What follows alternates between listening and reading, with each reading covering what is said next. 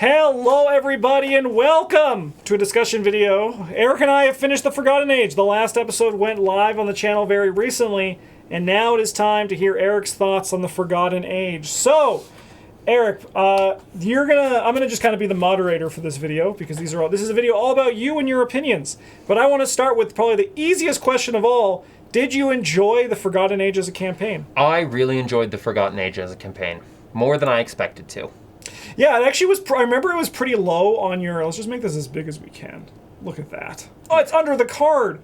Yeah, that actually I'm not because I remember it was one of your ones you weren't as hyped about. No. Because it involved traveling. Remember, because that was something that you were super into, and you're also not crazy into Yig as a concept either. I'm not into Yig. I'm not into anything in Lovecraft that happens in jungles. It's like this is my trifecta of things that I don't care about. Yeah.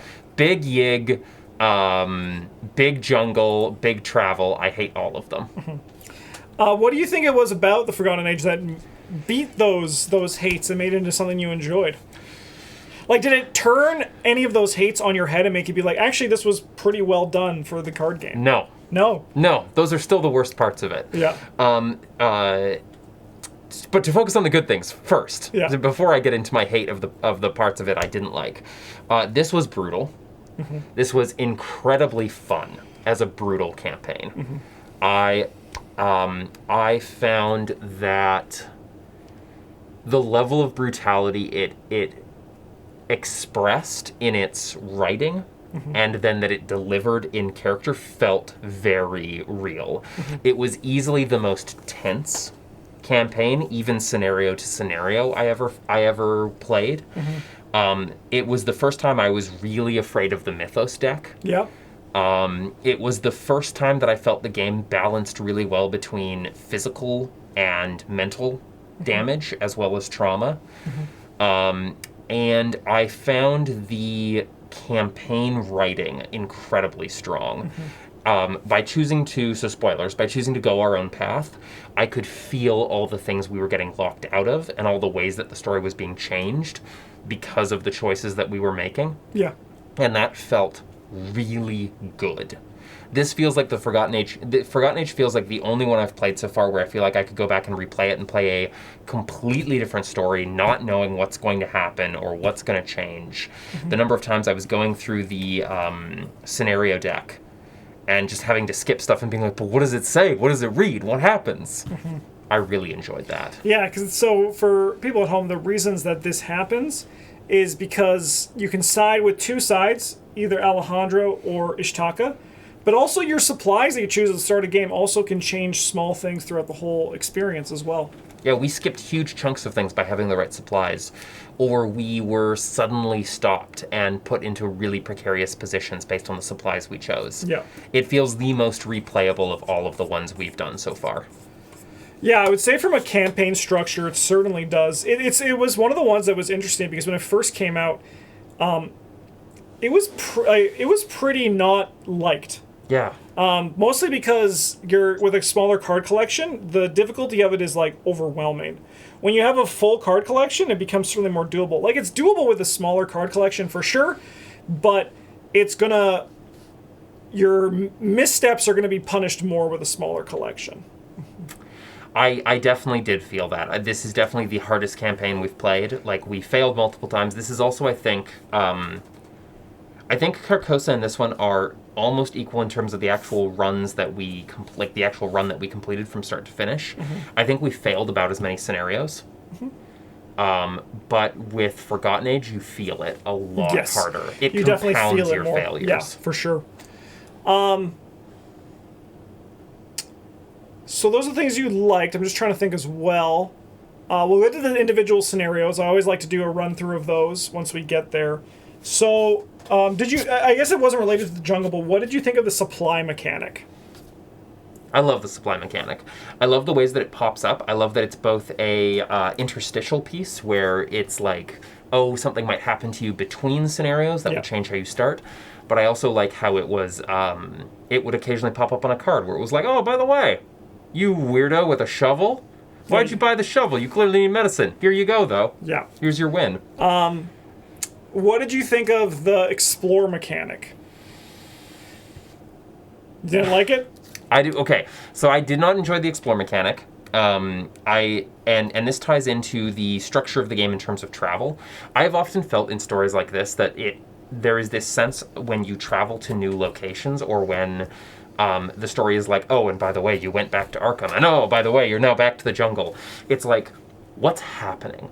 Like, in a universe like Arkham Horror, you're compressing the train ride to Dunwich, its own whole scenario, into 3 lines of text, and it feels really discordant and really confusing to me. I think the explore mechanic is too harsh. I think it takes away from, at least for a new player, your ability to kind of see what's potentially going to happen and kind of map out what you're going to do. Yeah. It adds more chances of hexes hitting. You can get treachery twice in a round. Yeah, you have to spend an action for the privilege of drawing a treachery. Yeah, action for a treachery, and then you get treacheried again. Yeah. And I would say in the final, can I spoiler? Yeah. The spoilers for the whole thing. It's his thoughts on the Forgotten Age, so we're gloves off for the Forgotten Age here.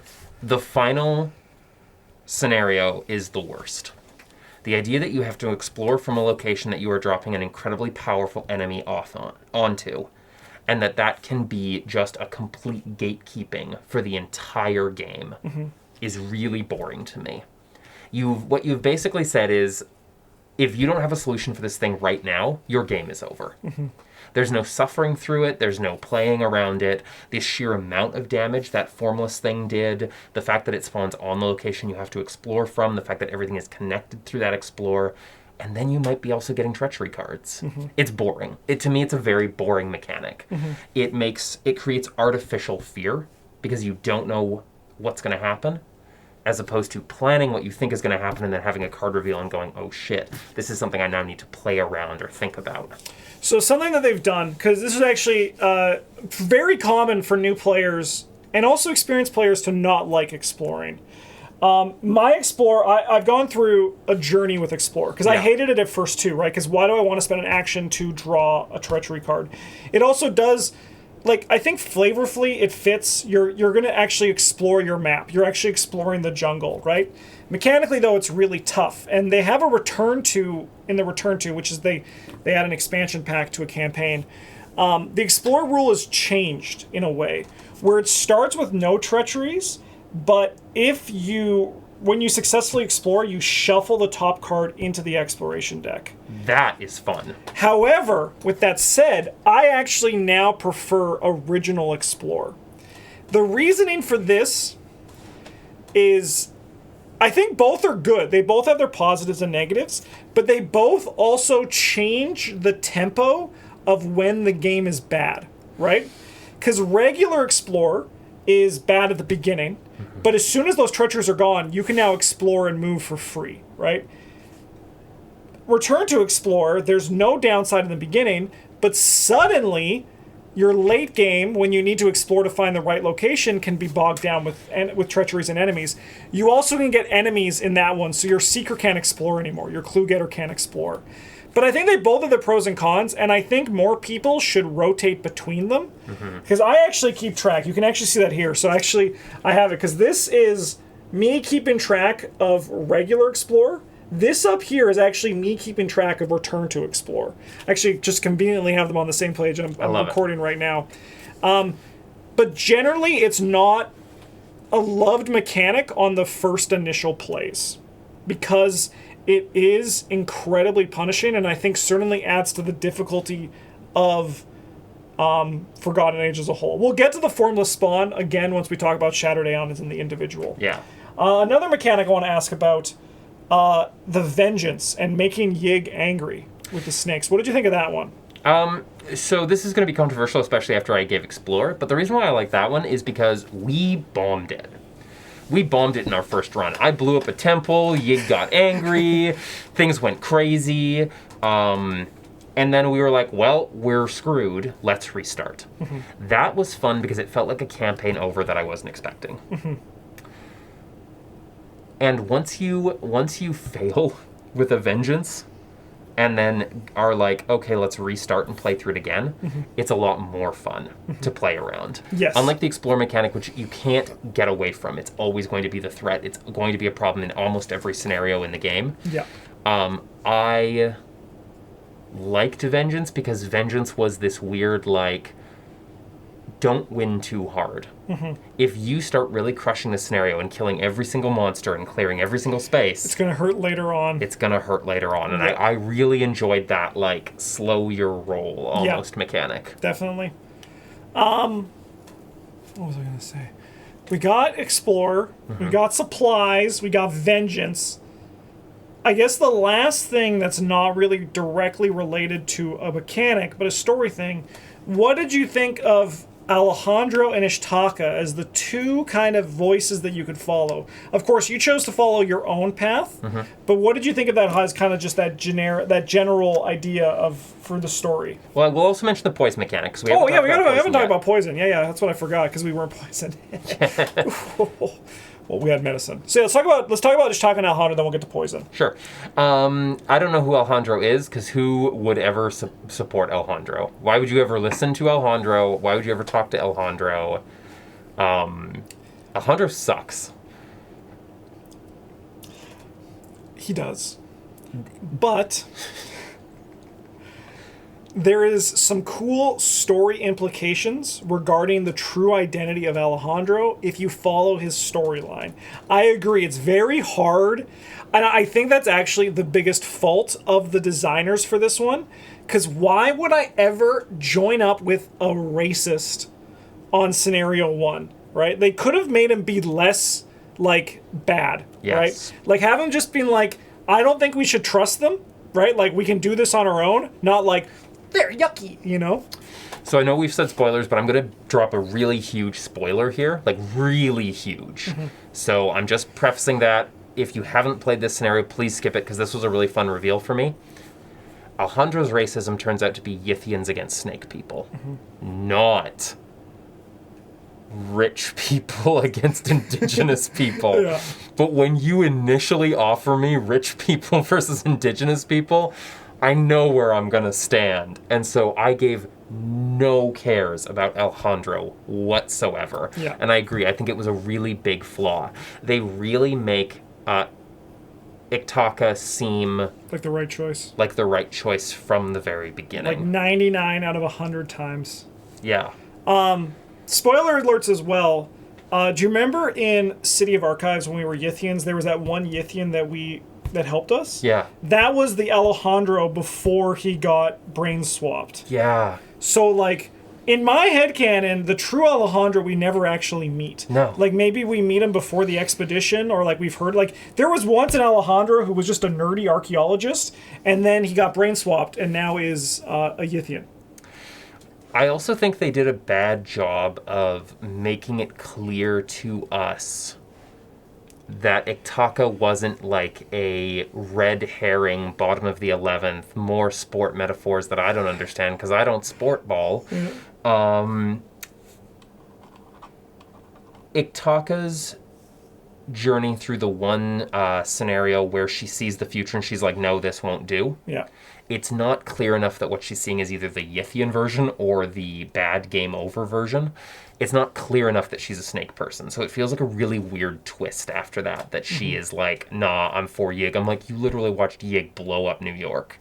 What are you talking about? Yeah. Yeah, if it was more implied that this was just, like, from the Yithians, there would be more reason for that, for sure. Yeah. Yeah. All right, poison mechanic. What do you think of that? It's so punishing unless you just build around it. Yeah. I think it's not even as fun as Vengeance, where Vengeance like creeps up and does more as you go. Poison just sucks. It's just too much, especially with every other mechanic possible. The fact that you can like explore a location that might potentially put you into a poison range only to get a treachery card because you explored because it poisoned you, and then you can draw something off the Mythos deck that kills you because you're poisoned. It's like, Forgotten Age, come on. Yeah, I think that's very fair. It's one of the ones that I like replaying Forgotten Age a lot because it is so challenging. Yeah. But I definitely respect, because my opinions were very similar to yours on my initial play. Yeah. All right, shall we start diving into scenario by scenario? Quick thoughts on those? I am happy to, but I'm going to say something real worse just before we do it. You know what's worse about this, though? Despite all of that, I still enjoyed Forgotten Age more than Carcosa. Wow. Yeah.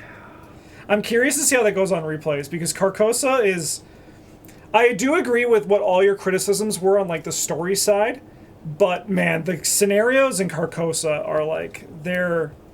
I don't know, they're really good. Especially on replays, because they play so different. Like, I'm especially curious once we get to the linear ones. Because later on, certain scenarios and campaigns are very linear in their gameplay. So I'm curious to see how this goes over time for all that. I don't think... So, is your order still... Is it Dunwich number 1 still?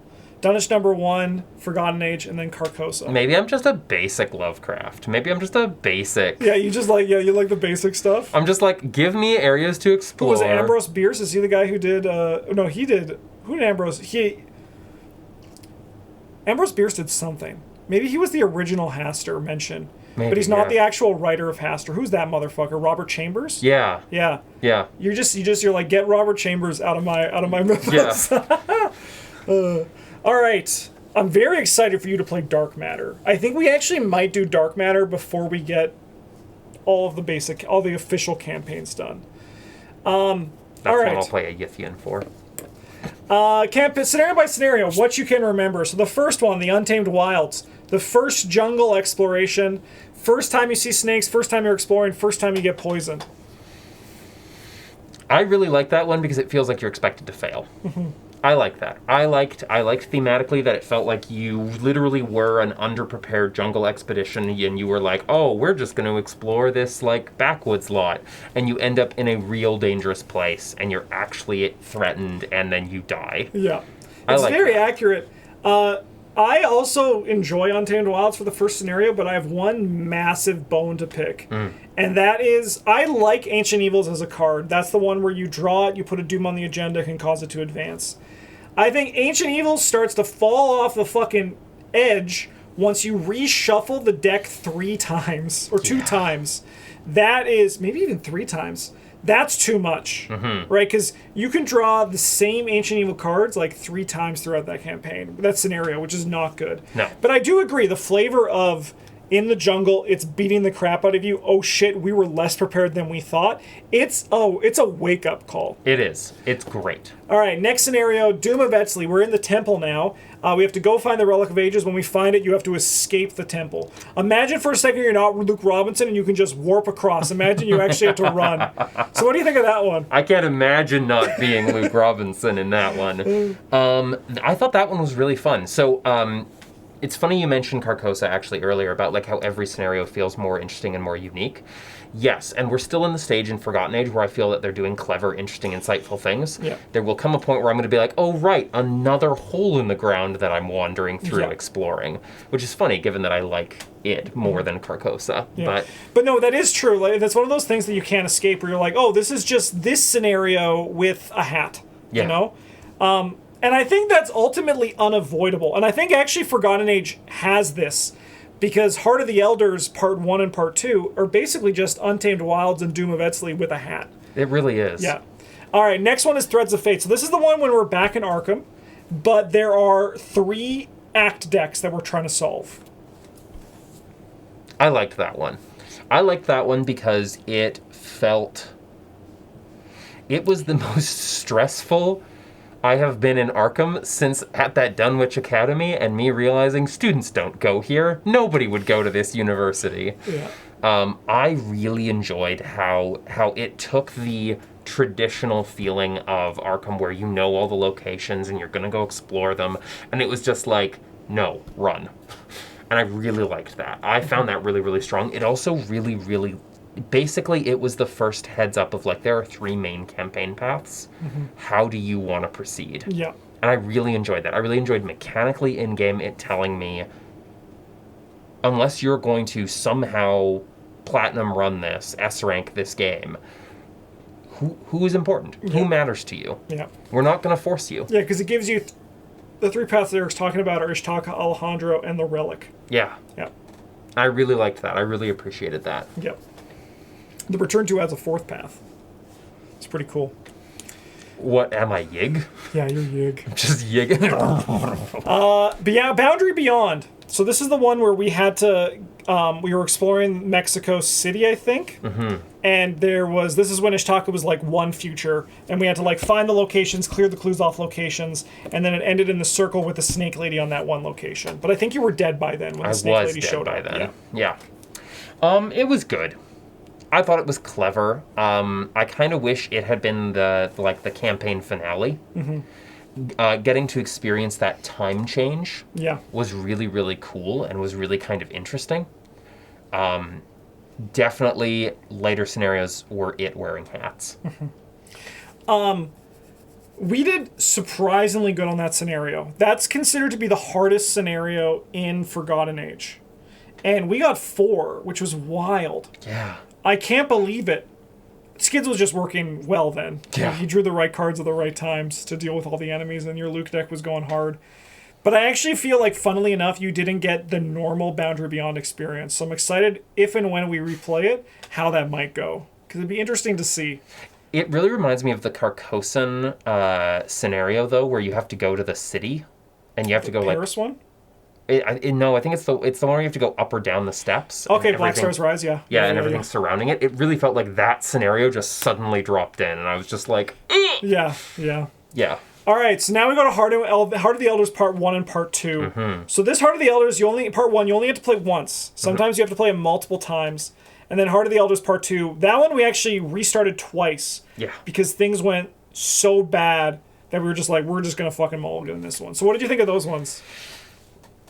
They were just the first 2 scenarios wearing a hat. Like, you really nailed that. And they were the...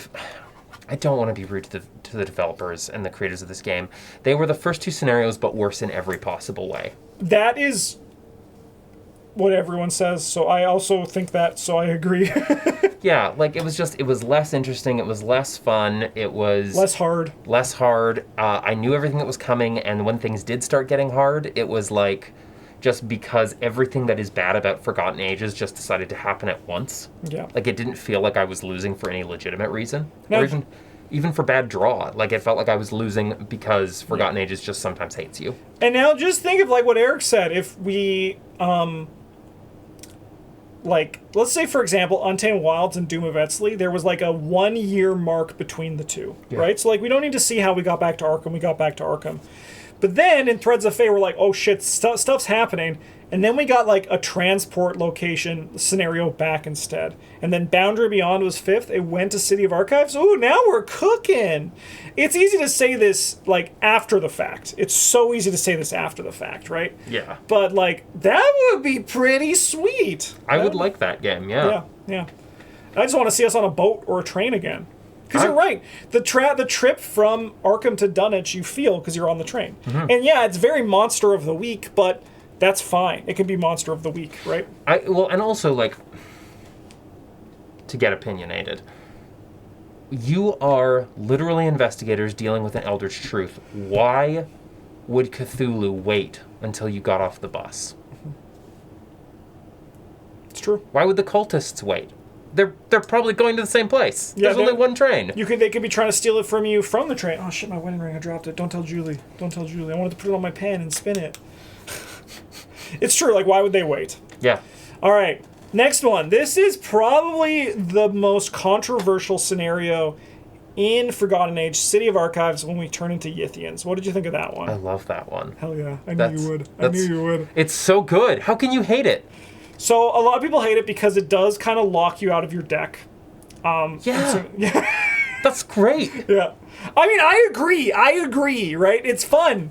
It's fun to have, like, the game throw you for a loop and, like, make you have to rethink things, change up your game style, and also, like, just commit your cards, right? Like, I think it's still very doable. Like, my Red Clock 5 was taken from me, and you know what we did? We played the scenario. Well, and I also, like... Okay, I'm playing a deck that doesn't have a huge amount of skill cards, which meant that the Yithians were extremely weak for me. Yeah. I am building entirely around Luke Robinson's power and abilities and everything else, and I've got more events than I've got skills. Yeah. I still had a blast because it made me hunt for my skill cards. It made me reconsider everything that my deck could do and how was I going to push it and how was I going to make it happen.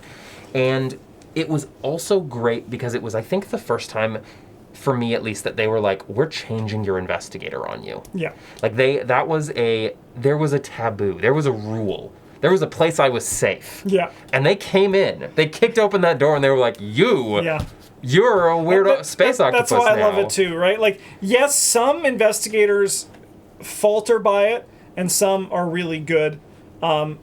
Mystics have an advantage because they can play their spell assets and just do good. Yeah. But that's true for every scenario. And I think that stuff like that is ultimately good. And I know they're probably going to never do one again. But I love the investigator swap. Though that was like, phew, that was really cool. So good. Yeah. Plus it means one day, viewers, if you hate that scenario, just remember that one day you're going to go watch me legit play a Yithian from the ground up. Because I'm doing it. Yeah. They don't have deck building, so I think we'll just have to randomly roll an investigator's deck building. I'll just play all neutral cards. Wow. All right, next one, we got Depths of Yoth. So this is the one where we have to keep going deeper and deeper, and the serpents are chasing us, where we tried to shoot Yig with a shotgun, and it didn't go too well. This scenario really tries to make it more interesting, the Explore mechanic, and it really just feels more like Ruins of Eztli. Blech. Like, we did well on this one. I had fun with it. I thought it was clever in the moment. I really liked the depth layer and the mechanics. Yeah. Very, very cool, but I was tired of being in caves. That is also a very fair sentiment for Forgotten Age as well. Just tired of being in caves. I'm tired of being in caves. Yeah. I think that's fair. It's fair. Yeah. But it was good. It was very clever. It was very clever how they did the depth. Yeah. I think if you watch that one, you'll see my surprise and shock when we restart it. And I'm just like, oh no. Yeah, you're like, we have to do this 4 more times? Yeah. Yeah, it's really cool. I think it's a mechanically very well designed scenario. Yeah. All right, and then the last one, Shattered Aeons. It's just the worst of Forgotten Ages, in my opinion. It wasn't like...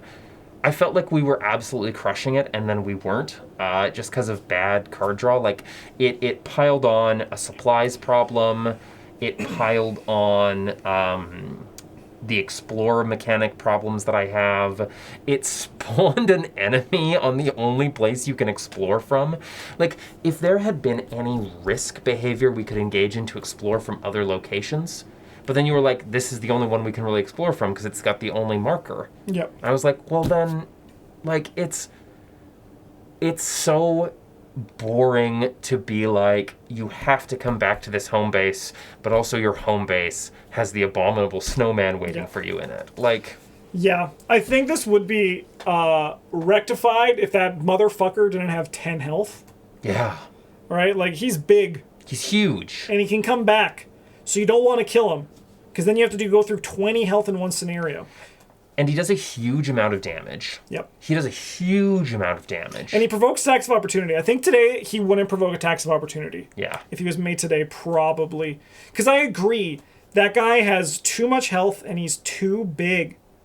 And too early. Too early in a scenario that has additional Doom mechanic. Yeah. Like, again, everything about this was the worst of Forgotten Age. Mm-hmm. It was also another dig down into a hole scenario. Like, I know it's flavored to be like, oh, breaking through time and everything, but... It doesn't feel different. No, the Tedohican one feels different. Yeah. This one feels like I'm in a cave again. So it's actually... my biggest problem with the Explore mechanic is I feel like they had what Explore mechanic did, but they never explored it outside of Boundary Beyond. I keep talking about Dark Matter and how I'm excited to play with it, because the designer of that one basically takes a mechanic very similar to Explore, but is doing new things with it in a good chunk of the scenarios, which is like, it doesn't change a lot, but even just in Boundary Beyond, it replacing your location is new, right? Like, that's a new thing, and it makes you feel like, hey, it's different. It's not just the same thing again and again and again. And there's some benefit, I think, if you're replacing the location you're on instead of getting moved to a new location. Like, one of the biggest problems we had at the end scenario was, like, we had to work together because of bad card drawn, because of the limitations implied by supplies, and that meant that I couldn't leave. Yeah. We needed to support each other, and Explore was like, do you want to ruin that? Yeah. Yeah, no, I think it's probably one of my least favorite final scenarios. Yeah. There's only one I think I can... Yeah, it's probably in the bottom 3, easily. So Does Yig ever show up in it? he shows up in the secret scenario. Okay. Yeah. Because I gotta say, too, having Yig show up in a previous event and then not having him show up in the final was also just like, what? I kind of dig it because he's always been like the weakest of all in the games. So I was like, yeah, he's the sub boss, and he's not exactly related. However, spoilers, in the secret ending, he shows. So basically, I told Eric what generally what it was. But if you don't know and you don't want to hear, thanks for watching. Subscribe. You can leave the video now. We're going to be closing it out after this. But what happens is that you go back and replay the Doom of Eztli, but Yig shows up, and you have to like put the relic back and then do that. I love that. Which is really cool, and that's like the true final scenario, but it is very difficult to earn. But I like it because you actually have to earn it via gameplay. You don't just get it, right? Yeah. So overall, what I really enjoyed about Forgotten Age is when you do beat Forgotten Age, it feels really good, and it really forces you to play your deck and be really having fun at the game. Your bruiser has to be killing people. Your clue getter has to be clue getting. It feels really good when you're winning. And when you're losing, it doesn't feel fair. Yeah. I'm very excited to see what Eric thinks of Circle Undone. I think that Circle Undone is probably going to be Eric's favorite, which is interesting because it's probably one of my least favorites.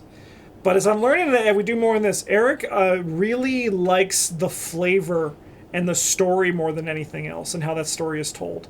And I do think that in the scenarios, it does a really good job of telling the story. So I'm excited to see if my prediction holds true, or if I'm just an idiot.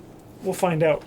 But thanks for watching, everybody. I hope you enjoyed this. Have a good one. Thanks for watching. And as always, boom! Punch you in the face.